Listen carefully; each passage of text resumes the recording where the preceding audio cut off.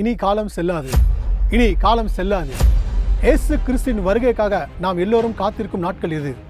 இயேசு கிறிஸ்துவின் வருகை, அதாவது ரகசிய வருகை என்பது ஒரு நொடி பொழுதில் நடைபெறும். அந்த ஒரு நொடிக்கு நாம் ஆயத்தமாக இருக்கிறோமா? 1 கொரிந்தியர் 15ஆம் அதிகாரம் 51, 52 வசனங்களில் இப்படியாக சொல்லுகிறது, இதோ ஒரு ரகசியத்தை உங்களுக்கு அறிவிக்கிறேன், நாம் எல்லோரும் நித்திரை அடைவதில்லை, ஆகிலும் கடைசி எக்காலம் தொனிக்கும் போது ஒரு நிமிஷத்திலே, ஒரு இமைப்பொழுதிலே நாம் எல்லோரும் மறுரூபமாக்கப்படுவோம். எக்காலம் தொனிக்கும், அப்போது மரித்தோர் அழிவற்றவர்களாய் எழுப்பப்பட்டு நாமும் மறுரூபமாக்கப்படுவோம். இதில் இமை பொழுதில் என்ற ஒரு வார்த்தையை கவனிக்கவும். இயேசு கிறிஸ்து மத்திய ஆகாயத்தில் வரும் அந்த வேளையில் கடைசி எக்காலம் தொனிக்கும் போது ஒரு இமை பொழுதிலே, அதாவது ஒரு நொடியிலே நாம் எல்லோரும் மறுரூபமாக்கப்படுவோம். ஆம், நாம் பரிசுத்தமாகவும் ஆயத்தமாகவும் இருந்தால் மட்டும்தான் மறுரூபமாக்கி அவரிடம் எடுத்துக்கொள்ளப்பட முடியும். அந்த ஒரு நொடியை தவறிவிட்டோம் என்றால் நம்முடைய கிறிஸ்தவர்கள் நிலைமை படுமோசமாகிவிடும். அதாவது நம்முடைய கதி அதோ கதிதான். ஆம், கிறிஸ்துவுக்குள் அன்பானவர்களே, நம்மிடம் இருக்கும் பிசாசின் குணாதிசயங்களை விட்டு தேவனுடைய குணாதிசயங்கள் படி வாழும்போதுதான் நாம் எடுத்துக்கொள்ளப்படுவோம்.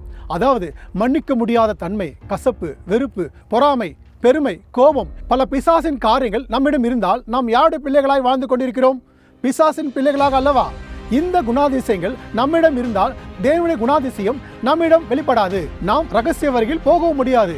இந்த குணாதிசயங்கள் இருந்து வெளியே வர பரிசுத்த ஆவியானவர் மட்டுமே நமக்கு உதவி செய்ய முடியும். நம்மை பரிசுத்த ஆவியானவருக்கு விட்டு கொடுக்கும் பொழுது அவர் நமக்கு உதவி செய்வார்.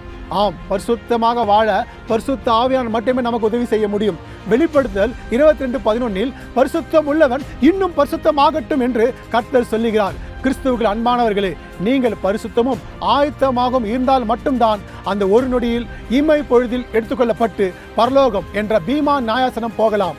மணவாளன் வருகைக்கு மணவாட்டியாக நாம் ஆயத்தமாகுவோம். இந்த பிசாசின் குணாதிசயங்களிலிருந்து மனம் திரும்புவோம். பரிசுத்த ஆவியானது விட்டு கொடுப்போம். ரகசிய வருகையில் இயேசு கிறிஸ்து வரும்பொழுது எடுத்துக்கொள்ளப்படுவோம். அவருடன் நித்தியமாய் வாழ்வோம். கர்த்தர் தாமே உங்களை வழி நடத்துவாராக. ஆமேன்.